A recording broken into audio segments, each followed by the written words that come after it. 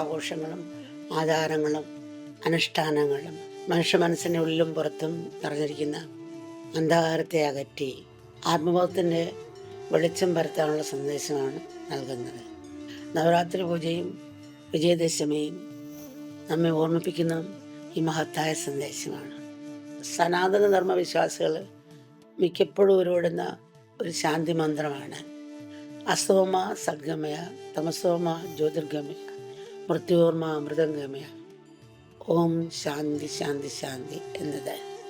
യഥാർത്ഥത്തിൽ ഇതാണ് മതവിശ്വാസവും ആധ്യാത്മിക സാധനയും കൊണ്ട് നേടേണ്ട ലക്ഷ്യം.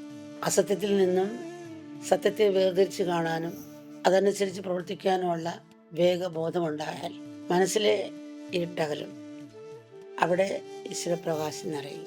ഞാൻ അഖിലവുമാണ് എന്ന ബോധമുണരും. ആ ജ്ഞാനം ഉദിച്ചാൽ പിന്നെ പരമശാന്തി മാത്രം. നമ്മുടെ ഈ ശരീരവും നമുക്ക് കിട്ടിയിരിക്കുന്ന ഉപകരണമാണ്, ഈശ്വര സാക്ഷാത്കാരമാണ് അതുകൊണ്ടുള്ള ശരിക്കുള്ള പ്രയോജനം. അതിനുപകരിക്കുന്ന രീതിയിൽ ആദരവോടെ നമ്മളതിനെ പരിരക്ഷിക്കണം.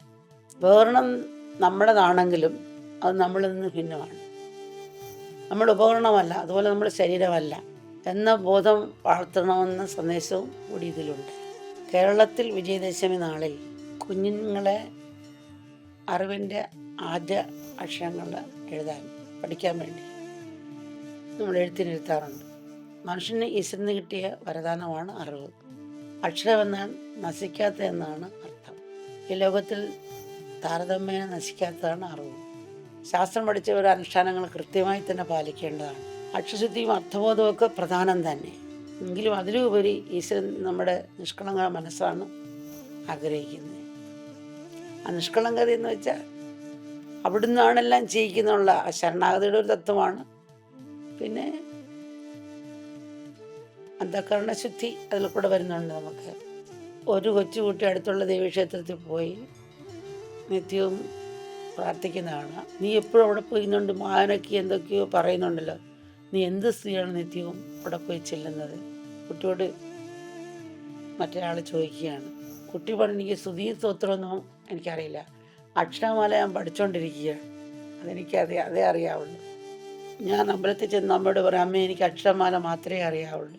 എന്നിട്ട് ഞാൻ അക്ഷരമാല പറയും, അമ്മയ്ക്ക് ഈ അക്ഷരമാല കൊണ്ട് ഏത് സ്തുതി സ്തോത്രവും ഒക്കെ ഉണ്ടാക്കാൻ കഴിയുമല്ലോ, അതുകൊണ്ട് ഇത് അമ്മ എൻ്റെ സ്തുതിയായി സ്വീകരിക്കണേ. ഈ കുട്ടിയുടെ പോലെ നമ്മളിൽ നിഷ്കളങ്കമായ ഭക്തി ഉണ്ടെങ്കിൽ ഈശ്വരപ്രാപ്തി എളുപ്പമാണ്. അക്ഷരങ്ങൾ വാസ്തവത്തിൽ ദൈവയുടെ രൂപം തന്നെയാണ്. ഇപ്പോൾ ആശാൻ്റെ അടുത്ത് നമ്മൾ അക്ഷരം എഴുതാൻ പഠിപ്പിക്കാൻ എഴുതാൻ കൊണ്ടുപോവാണ്. അപ്പോൾ ആശാൻ പിടിക്കുന്നത് ഈ ചൂണ്ടുവിരലാണ്. ഈ വിരൽ പിടിച്ചാണ് കൈ കൊടുത്ത് ശരണാഗതിയുടെ ഒരു തത്വമാണ്. അഹങ്കാരം ഗുരുവിൽ സമർപ്പിക്കുക. മറ്റുള്ളവർ തെറ്റിച്ചുകൊണ്ടെന്ന് ഈ വരില്ല, അഹങ്കാരത്തിൻ്റെ മറ്റുള്ള തെറ്റിക്കൊണ്ടെന്ന് 3 തെറ്റ് നമ്മൾ ഇരിക്കുമ്പോഴാണല്ലോ ഒരു തെറ്റിനെ ചൂണ്ടുന്നത് മറ്റുള്ളവർ. അപ്പോൾ ആ വിരൽ ഗുരുവിൽ സമർപ്പിക്കുക, ഗുരുവിൽ വിദ്യ സ്വീകരിക്കുക. ആ ഒരു വിനയവും സമർപ്പണവും ഉണ്ടായാൽ കൃപ തന്നെ നമ്മളിലേക്ക് വരും. ദേവിയുടെ അനുഗ്രഹം ഉണ്ടായാൽ എല്ലാ ദിവ്യ ഗുണങ്ങളും പ്രകാശിക്കും. ദുഃഖങ്ങളെല്ലാം ഒഴിഞ്ഞ് ആത്മാനന്ദ ലോകത്തിലേക്ക് നമ്മൾ നടത്തുന്നില്ല. വാസ്തവത്തിൽ ഇത് 9 ദിവസം മാത്രം നടത്തേണ്ട പൂജയോ ആരാധനയോ അല്ല. പൂർണ്ണത പ്രാപിക്കുന്നവരെ നമ്മൾ നിരന്തരം തുടരേണ്ട സാധനയാണിത്.